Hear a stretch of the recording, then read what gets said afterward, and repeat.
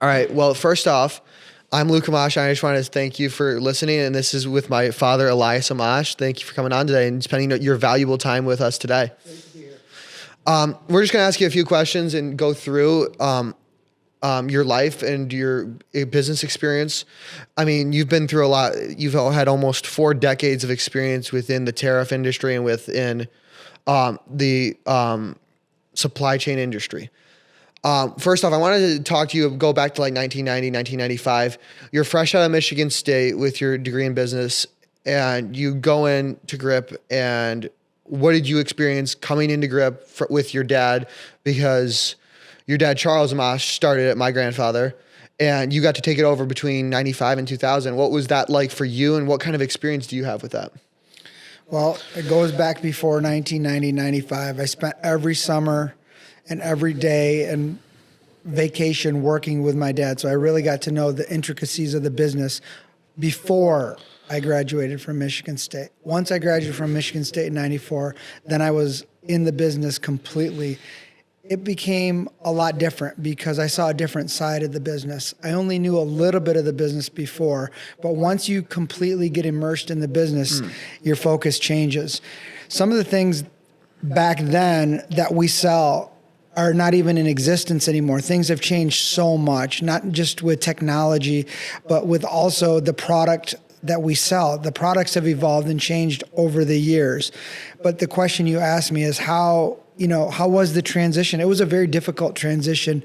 When I came in, it was really hard because we didn't have a great team, and you can only go so far without a great team. 1 or 2 people can only do so much, and we had to build a team, and that took a long time to do, to get people's trust and to have people that really cared about the company. In the beginning, though, to be honest, we couldn't even make payroll, and we had to tell people to hold their checks some of the times because our cash flow was really bad. And business is very, very hard, especially in the beginning. But it took some time, and with the right people, the right team, we were able to move the business forward.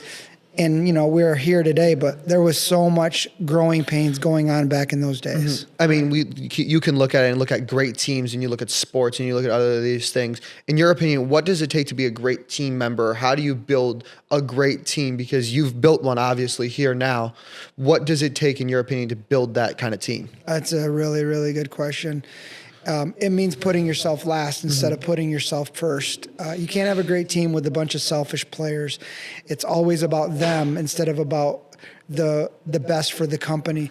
Every person that comes into this organization has to understand the vision. If you understand the vision and understand the goals, the team will come together.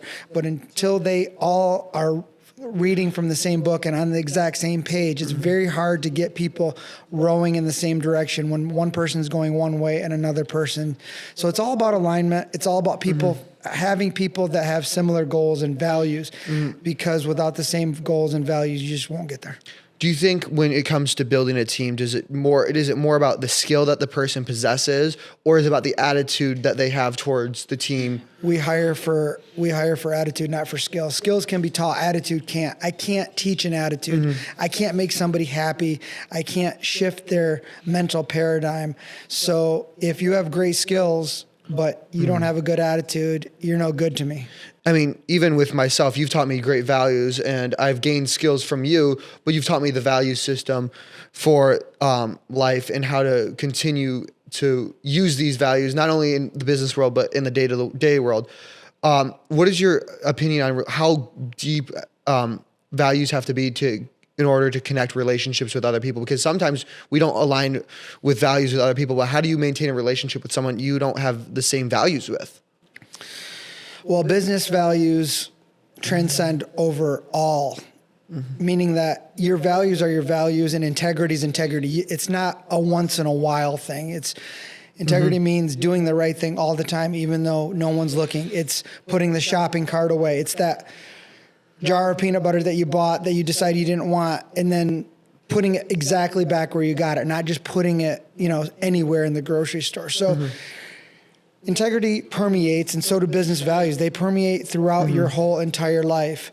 Your question, I guess, would be, how do you deal with people that don't have the exact same values. You just be as respectful as possible and treat people with respect. The number one thing I would say is you don't have to get along with everybody completely. You don't have to be friends. You do have to be friendly. And it's impossible to have a business working relationship without respect. Understand. Respect is the glue that holds all business relationships together. Because we live in a time today where people feels like don't respect each other, and you can look at a political sphere and where people on the left and on the right don't respect each other. And I was wondering, and you've answered that beautifully, how people can transcend that and just be respectful and use that. We're in a divided culture, Yeah. and it's important to maintain that respect, because without respect, you have nothing. Perfect. I wanted to talk about some of those hard times coming into the business. You've talked how we couldn't make payroll and cash flow was tight, and you asked all these things. What was our number one issue at the time, and what was your solution to that and your bright idea? Because it's always about team. It's the bottleneck was people. Again, one person can only do so much. I was driving the high-low. I was pulling orders. I was invoicing. I can only do so much. You're only as good as your team around you. Yeah. And if you don't have all the right pieces, you're just never going to win. You alluded to sports, until you could have the greatest quarterback ever, but if you don't have a good offensive line to protect you, if you don't have good receivers, you don't have a good running back, you don't have a good defense. It's all about team. Team is what really, they always say teamwork makes the dream work. That's overused, but it's really true, because one person can only do so much. Because you can look at what my grandpa did and what Cito did, and you can ask what went wrong. And do you think that the main issue for him He did not have anybody. He didn't have to a help team. him. He did not. He could only do so much, and by the time he tried to do it, it couldn't work, because you can only do so much. Well, when you have so many irons in the fire, nothing gets cooked. Exactly. So you've seen everything through business. You've seen the old, you've seen the new, you've seen fax machines all the way to AI. What have you seen throughout these 40 years-ish that has changed the most? Not technology-wise, but just in business. In business, last year was the hardest year we ever had because of tariffs. The goalpost was changing all the time. And it's very hard to do business today when you don't know what the rules will be tomorrow. It's like, we're going back to the sports analogy. The field goal post keeps moving and moving. Number one thing businesses require is certainty. Without certainty, they can't operate. And we make decisions for the future now. And if we don't know what the now is, and it's constantly changing, I would say that would be the most difficult and most challenging thing, the most turbulent thing we've ever dealt with. So you would say that's the biggest change throughout your 40 years is the last year and a half? There's been a lot of changes. There's been a lot of technology. There's been a lot of things. But that one thing has changed the way we do business right now to this moment more than anything. Since you've been around long enough, what was the impact of the internet like in the early days of Grip and the going into the early 2000s? How did the internet affect how we did business? Yeah, it did. It tremendously affected how we did business, because now everything was an open book. People could comp shop. People knew the price of everything. Amazon had a differential advantage probably for 10 years where they didn't charge sales tax.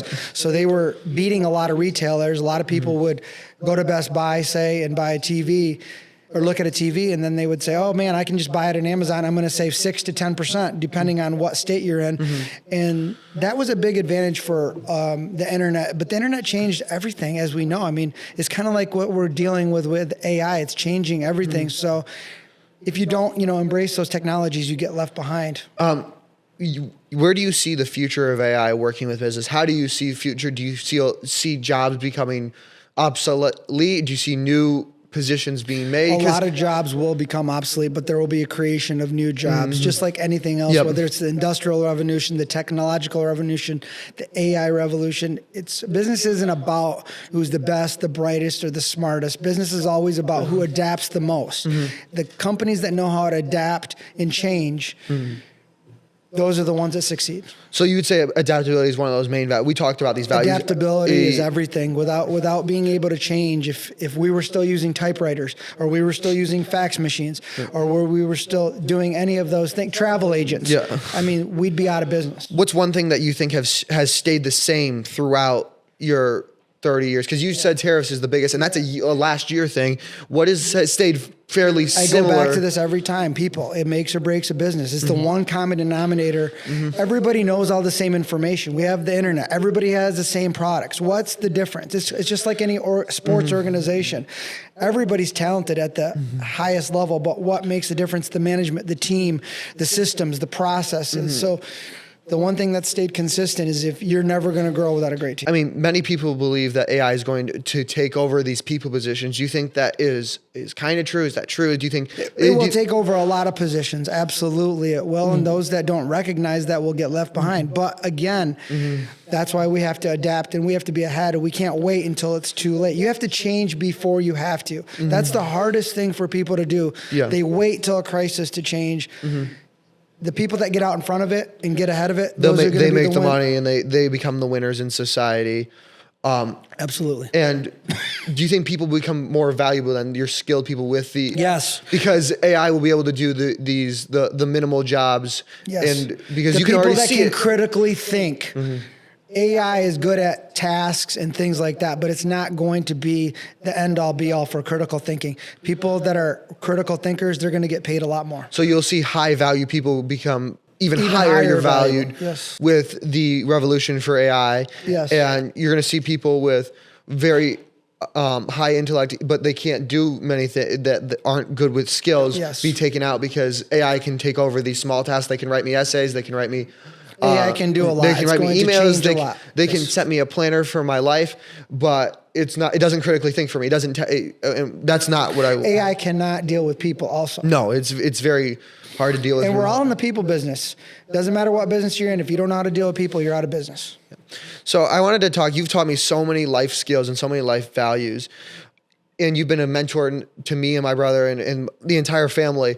What would you say is the one skill that if you were to tell a young person or a 19-year-old version of yourself that you could have one skill that you've taught me and my brother, what would you say to that 19-year-old version of yourself? There's so many I know it's an things. overused cliche. Yeah, there's so many And people things. ask, what would you tell your 19-year-old self all the time? But you've taught me so many things. So many things. That's a hard question. I'll just give you one right now. I would build your social skills as best as possible. And I would make sure you don't confuse intelligence with awareness. There's a lot of intelligent people, lots of intelligent people, but they're unaware. Awareness is the most important thing. Knowing your social environment, knowing your surroundings, knowing who you're talking to. Yeah. Those are really, really crucial to being successful in life. I mean, you can look at it and the social maturation of people kind of slows down and you wonder, do you think like some people, I'm going to college because I want to go to college and gain a degree. Do you think that people undervalue the social maturation of college and living on your own and being yourself? Because I'm 19 going through all these things. Yes. And learning social awareness. Do you think that going to college has a great effect on for the social maturation? College is very important to become a man, to live on your own. But the problem I would tell the younger generation is they're glued to that little box, that little 5-6 inch box, that phone that they're on that. And that social media should really be called anti-social media because it makes people antisocial. It makes them stuck in that phone and they're not building real relationships. They're not being present in the moment. They're not living their lives. They're stuck. They can't even go through a commercial without looking at their phone. I can't. I've seen it, and that addiction is real. So I will rescind my answer, and I would say get off the phone as much as possible because the phone is going to hurt you more than it's going to help you. So as a business, though, isn't social media a great asset? As a business, it's a tool. As a tool, As an asset to spread awareness for the brand name along with... Yeah, it's a great asset. It's one tool in the tool belt. Yeah, obviously, we have people, and there's more important things when you work with buyers and you work with different people. But if you can also work and influence the younger generation by showing them, hey, this is who we are. We're just not another name, but we're also a real company with real people. Do you think social media is good in that aspect? As from a business perspective? From a business perspective, it can help. Because most of the time, personally, it just doesn't seem to help people. It actually erodes the younger generation's confidence because people put the human highlight reel of their life, and it's really not their lives. The social media, the stuff that your generation goes through. You don't live through your internet. You live through real relationships and experiences. And you're not going to get a great experience through a phone. It's just not going to make you happy. You can scroll and scroll and scroll, but in reality, all that's going to do is make people more depressed. And you can see it. More and more people are depressed.